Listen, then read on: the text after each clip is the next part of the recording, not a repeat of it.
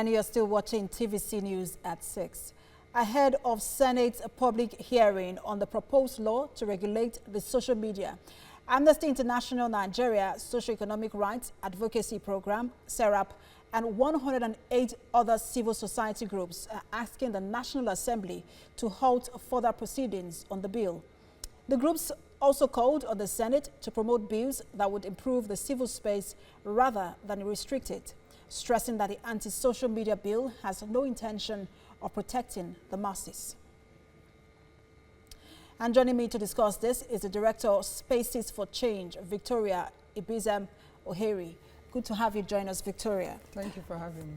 I know that your Spaces for Change is one of the CSOs that have written to or issued a statement to the National Assembly. And one of the issues mentioned in that statement is that this bill is a threat, to democracy. It doesn't uphold the tenets of democracy. How so? Yes, Spaces for Change and 85 other organizations under the auspices of under the banner of Action Group on Free Civic Space, we issued a statement today urging the National Assembly not to consider that bill, to throw it away like other bills like onto it.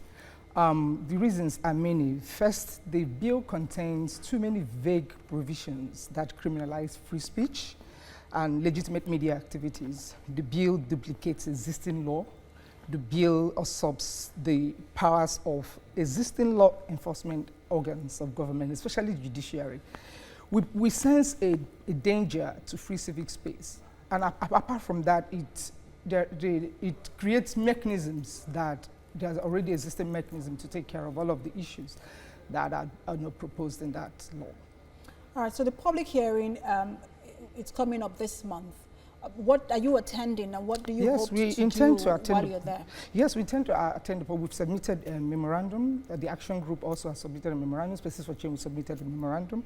And in all of the memorandum, we laid out all of the arguments, particularly the aspect of existing laws, various laws that are even far-reaching, like the Cyber Crimes Act of 2015, Section 373 of the Criminal Code, several provisions of the Penal Code, and many laws, even the Defamation Act of 1961, that have made even much more far-reaching provisions addressing transmission of false statements on social media or any electronic platform. So we tend to go there on Monday to make further representations to the Parliament.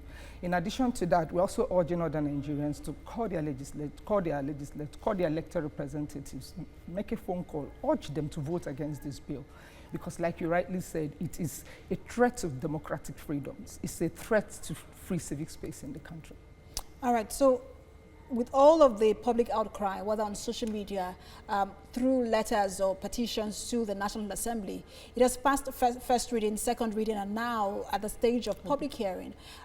What if it does go through public hearing and this bill is passed?